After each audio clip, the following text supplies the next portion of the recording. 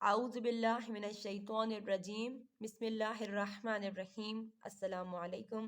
لغت العربیہ میں آج ہم ضمیر متصل کو پڑھیں گے۔ ہم جانتے ہیں کہ کتنی قسم کی ضمیر متصل بنائی جاتی ہیں۔ ہو، ہا، ہی،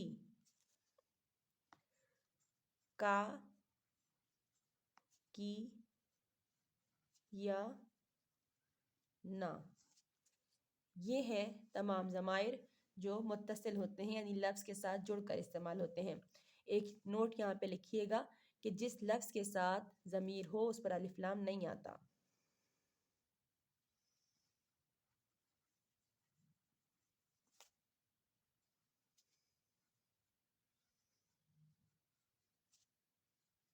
الف لام نہیں آتا، یہ خاص نوٹ ہے، اس کو ضرور لکھ لیجیے گا۔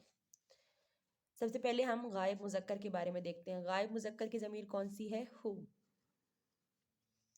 اب جب بھی ہمیں کچھ لکھنا ہوگا اور ہو کی ضمیر اس میں لگانی ہوگی تو ہم دیکھیں گے کہ ہمیں کیا لکھنا ہے۔ گھر، بیت۔ بیت ہم نے لکھ دیا، اب ساتھ میں اس کا گھر، ہو کی ضمیر لگائیں گے تو یہ ہم نے ہو کی ضمیر لگا دی، بن گیا اس کا گھر۔ ہمیں لکھنا ہے کمرہ، ہم نے پورا کمرے کو جس طرح سے ہم لکھتے ہیں اس طرح سے ہم نے لکھ دیا اور ساتھ میں ایک ہو کی ضمیر لگا دی، بن گیا اس کا کمرہ۔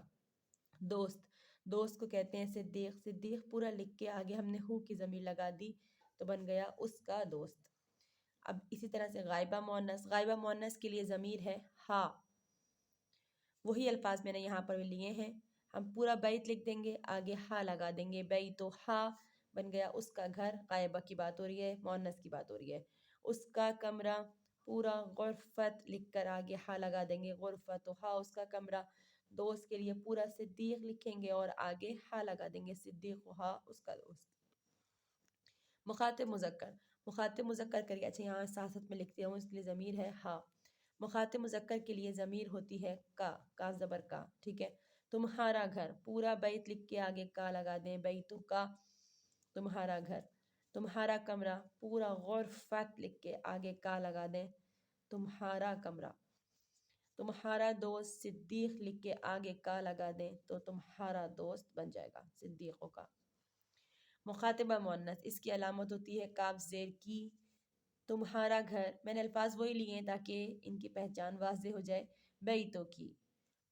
مذکر کے لیے تھا بیتوں کا، یہاں پہ ہے بیتوں کی۔ تمہارا کمرہ، غرفتوں کی۔ تمہارا دوست، صدیقوں کی۔ اسی طرح سے اگلے ضمائر دیکھتے ہیں۔